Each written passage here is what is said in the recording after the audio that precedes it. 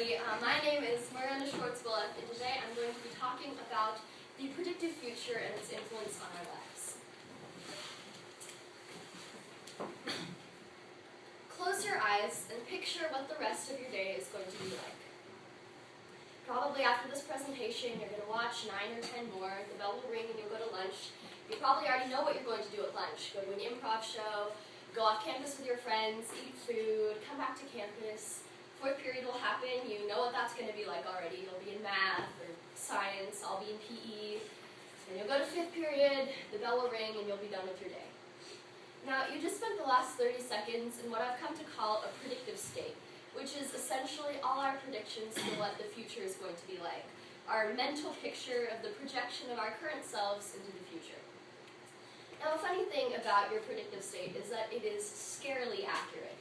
Another funny thing is that there's almost no question that you are going to follow it. We're conditioned to follow what we predict will happen from the very first moments of our conscious awareness. But an interesting thing about this predictive future we create, none of it is real. It only takes one disaster or one miracle and the entire future you just imagined will disappear. There's a fire in the next minute of class and we evacuate and suddenly nothing of what you just pictured at the beginning of our presentation will happen. Now, the predictive future is not inherently a bad thing. In fact, we need it. It gives direction and purpose to our lives, a larger goal that we can work up to over a long period of time. For example, for most of us, we've had college in our mental future, in our predictive state, from the very first moments that we started school. So we've been working hard because we know that we're working up to a goal that we've decided is going to happen. We've decided is in our future. However, the predictive state can also be very negative. For one reason is that it warps our perspective and it opens us to unreasonable disappointment and annoyance. For example, so I think I'm the only senior at SLOHS who carries a lunchbox with her every day to school. But every day when I open my lunchbox, let's say that I'm expecting to find some delicious pesto pasta. And I'm looking forward to that pesto pasta. I'm so excited to eat it. And I find a peanut butter and jelly sandwich. Now, I'm going to be really annoyed, I'm going to be sad, I'm going to miss that pesto pasta that I thought was in my future. However, if I was at lunch and I didn't think there was anything in my lunchbox, I just picked it up, it was really light, there's nothing in there, I'm starving, and I look inside and I find a peanut butter and jelly sandwich. I'm going to be overjoyed and so excited to eat this. And this is for the simple reason that we don't take the things that happen in our lives at face value. Instead, we compare them to what we're expecting. And I think this is the key to why so many Americans are so unhappy with what they have. It's because our expectations are so high. We had a presentation yesterday where someone was talking about how their dad had his day ruined because they couldn't get a parking spot close enough to Disneyland. And that's because he was expecting to find one. I think this is also why people with nothing, children in third world countries and such, are often happier than Americans because their expectations are so much lower. They're not expecting to find pesto pasta in their lunchbox. So when they find that peanut butter jelly sandwich, they're going to be really happy. Another reason that our predictive state can be very negative is that it can limit us. It can enslave us to an extent to what we think is going to happen. Think of the day example that I opened this presentation with, and now apply that to your whole life.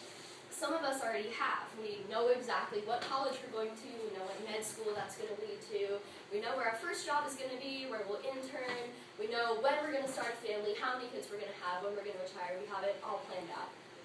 This takes away the fun and spontaneous nature of life. It seems almost like we've already lived it because we know exactly what's going to happen. And this is most dangerous because it prevents us from saying yes to those deviations from what we expect. Since we follow our predictive future almost automatically, we don't usually do things outside of our expectations. It results in a kind of inertia where we're so used to being on this path that once we're on the path, we don't want to stray from it. And this, in turn, limits us to the extraordinary, the things that we don't expect, those opportunities that will pop up along our life paths. Now, our generation is in a complete existentialist crisis surrounding this issue. On the one hand, we're encouraged to plan and to follow.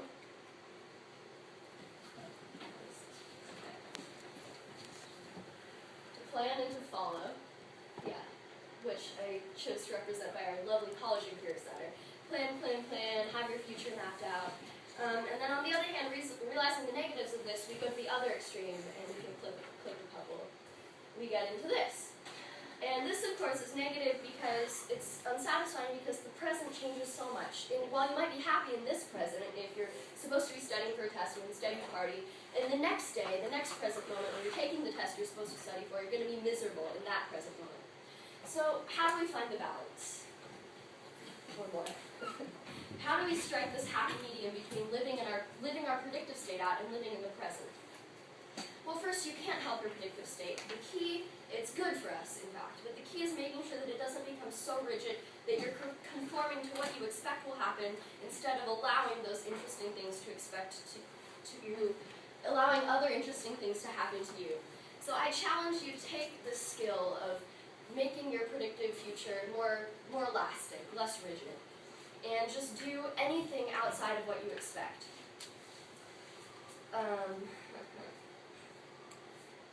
Seek out the departures from your predictive future. Seize the ones that will change you and your life the most, and you can't help but go to amazing places.